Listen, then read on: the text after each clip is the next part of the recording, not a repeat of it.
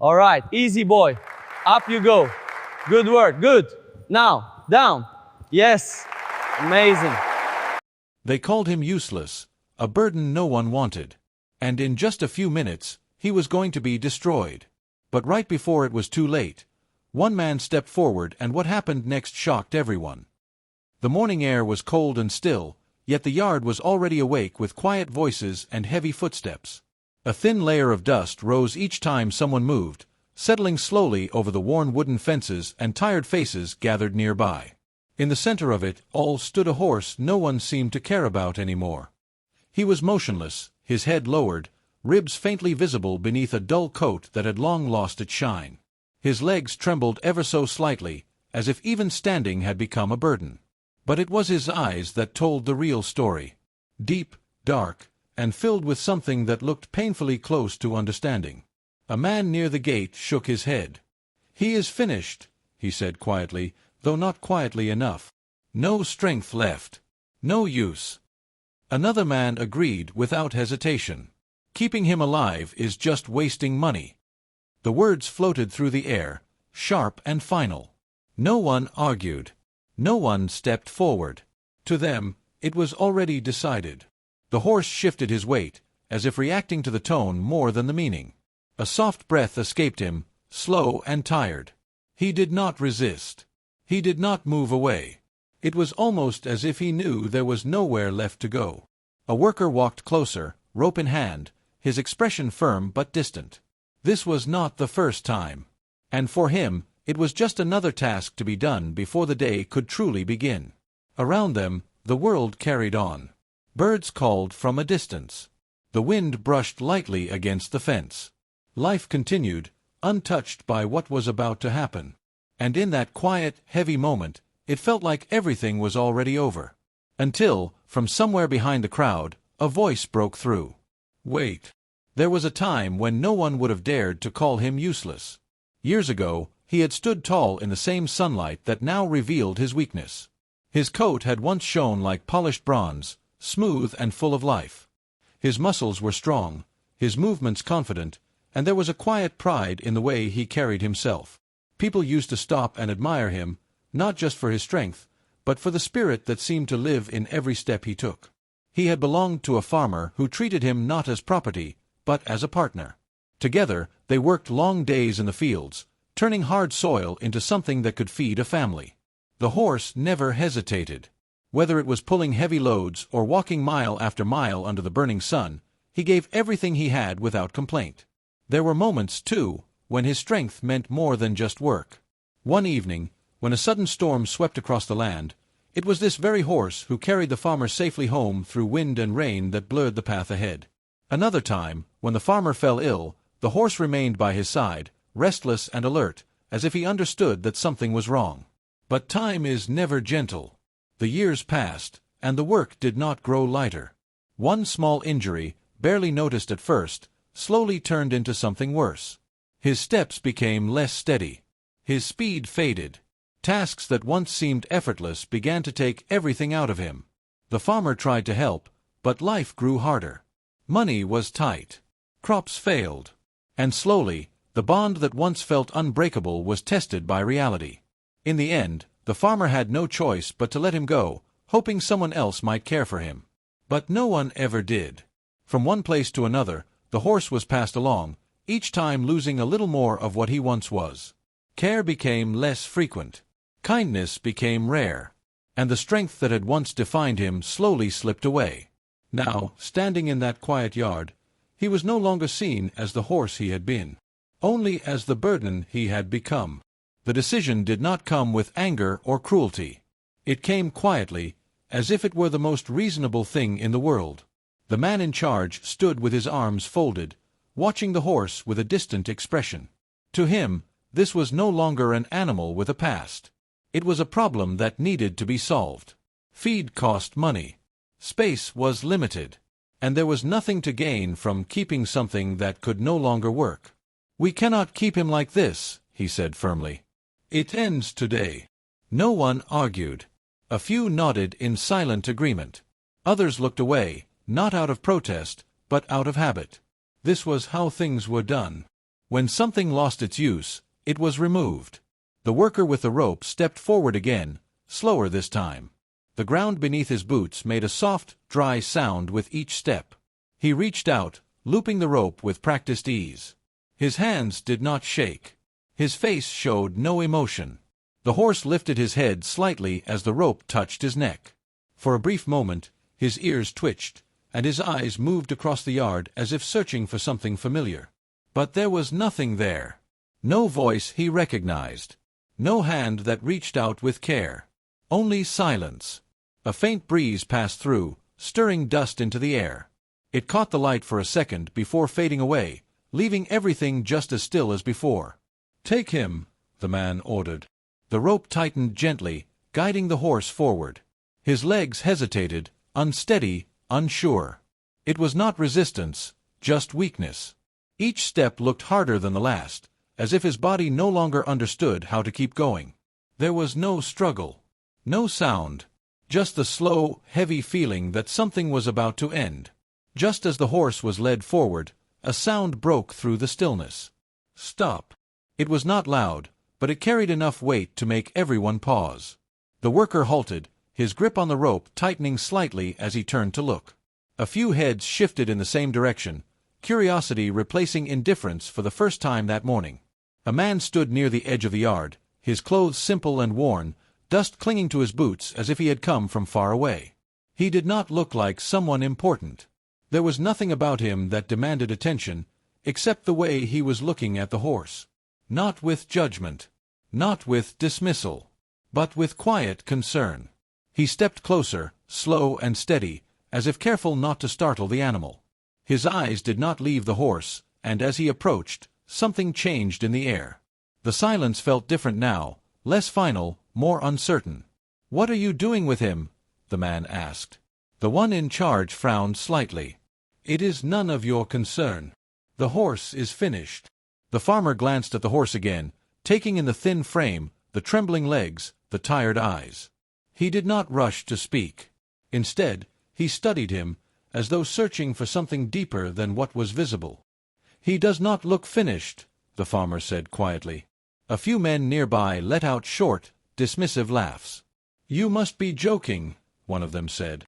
"There is nothing left in him. He cannot work, cannot run, cannot even stand properly." Another added, "Keeping him alive is just a waste." The farmer did not respond to them. He took another step closer until he was standing just a short distance away from the horse. For a moment, neither moved. Then, slowly, the horse lifted his head just enough to meet the farmer's gaze. It was brief, but it was there.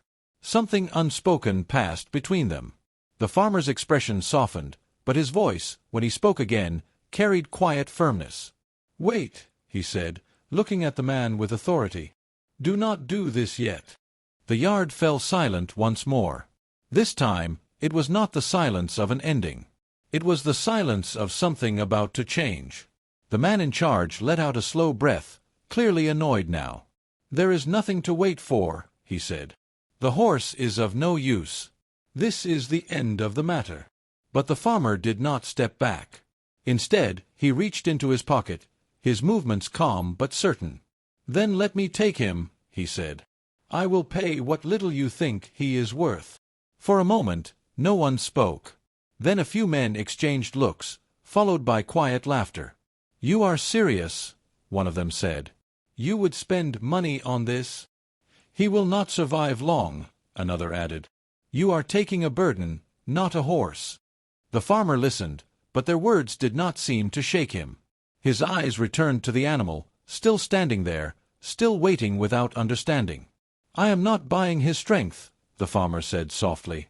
"I am giving him a chance." The man in charge hesitated, then gave a short nod. "Fine. Take him. He is yours." The rope was loosened. For the first time that morning, the horse did not feel like something being led to an end. He felt chosen. The journey back to the farmer's land was slow and uncertain. The horse could barely keep a steady pace, his steps uneven, his body swaying with each movement. More than once he stumbled, and each time the farmer stopped, giving him a moment to recover. There was no pulling, no force. Only patience. By the time they reached the farm, the sun was already beginning to set. The place was small, nothing impressive, just a modest stretch of land with a worn barn and a few scattered tools. It was clear that the farmer did not have much.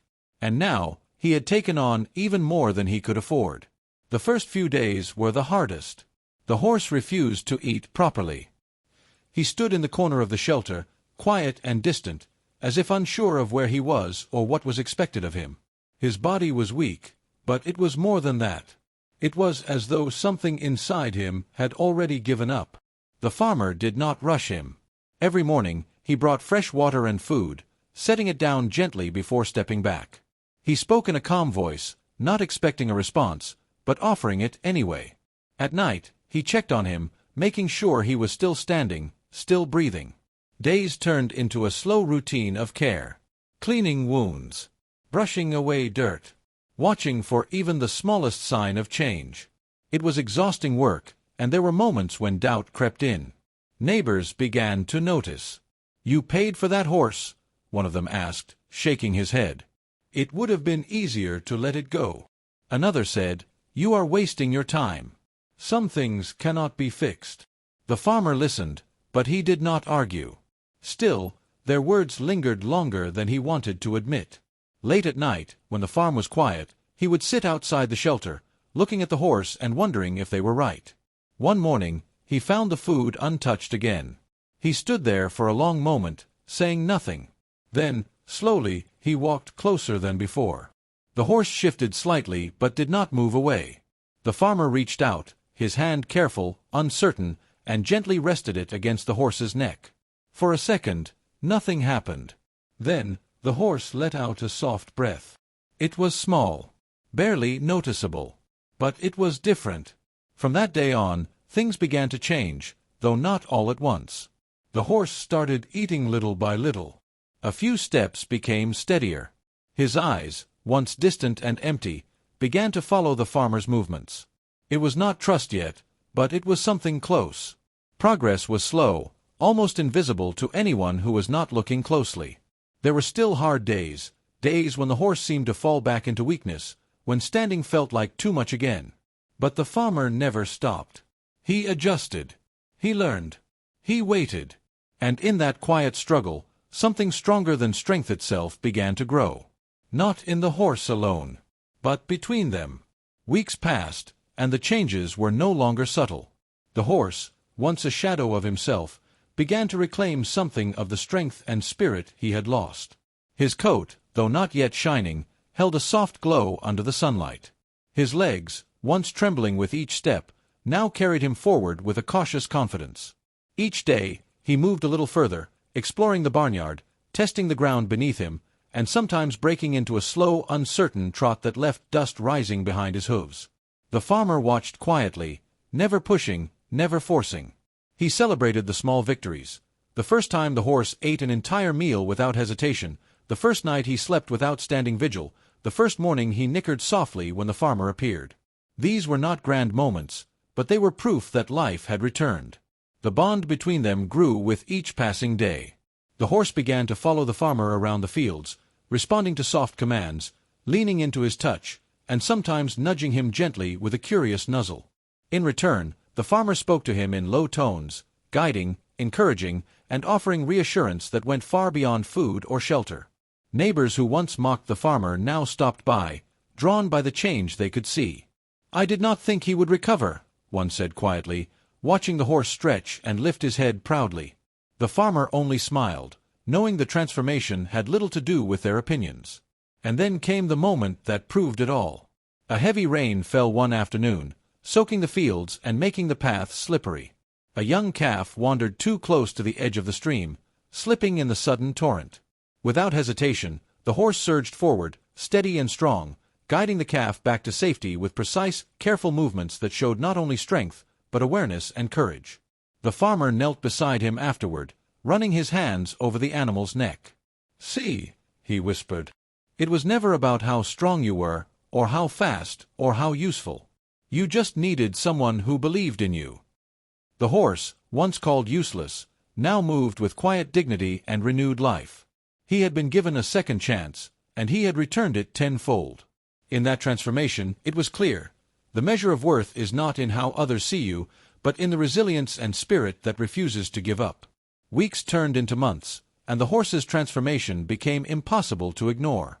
Word spread through the village, slowly at first, then with more urgency. People came, curious to see the horse that had been abandoned, the one everyone had written off. They expected a timid, broken animal, perhaps a faint echo of the creature he once had been. What they found instead was something far more striking. The horse moved with purpose, each step sure and deliberate. His coat had regained a subtle shine, his eyes held a spark that had long been absent, and his presence demanded respect not because of size or speed, but because of the quiet strength he now radiated. The same neighbors who had doubted the farmer's judgment now found themselves pausing, uncertain, almost ashamed. One afternoon, the man who had originally declared the horse useless arrived. His expression was tight, hesitant. "I did not expect this," he admitted, his voice low. I thought there was nothing left in him." The farmer smiled, not with triumph, but with quiet satisfaction. "You see what I always saw," he said gently. "He was never useless. He only needed someone who would believe he could still matter." The horse, as if understanding the conversation, lifted his head and stepped closer to the farmer. There was no need for words. The years of struggle, the careful attention, the patience, it all came together in that single, unspoken moment. He had survived, not because he was strong or fast or useful in the way the world measures worth, but because someone had refused to give up on him. It became clear to everyone watching that value is not always immediate, and worth is not always obvious. Some lives, some creatures, and some spirits may appear broken, spent, or beyond repair. Yet, with care, belief, and persistence, even those considered lost can rise again, stronger, wiser, and more remarkable than anyone imagined. The lesson echoed quietly through the village. Judgment can be cruel and final, but compassion opens doors that no strength or ability alone ever could. The horse's story was no longer about weakness or uselessness. It was a story of hope, of second chances, and of seeing beyond appearances. And as the sun dipped low over the fields, casting long shadows across the farm, the horse stood tall beside the farmer. In that quiet moment, it was clear to all who watched. Sometimes the most remarkable transformations happen not through power or skill, but through belief, patience, and unwavering care. No one who had seen him that day would ever call him useless again. Sometimes, what the world calls useless just needs someone who believes.